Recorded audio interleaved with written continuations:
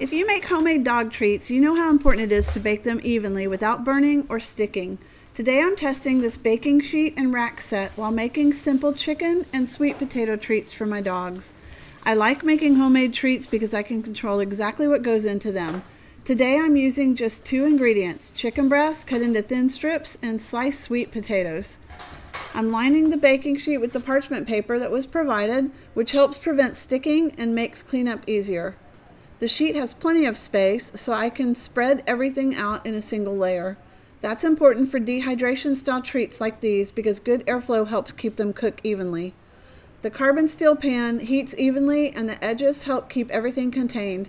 After baking, the parchment paper makes easy cleanup.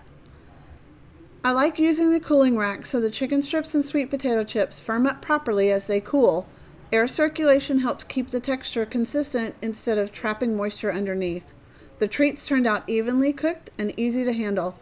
Overall, this baking sheet and rack set works really well for homemade dog treats like the chicken strips and sweet potato chips that I made, and the cleanup after all is very quick.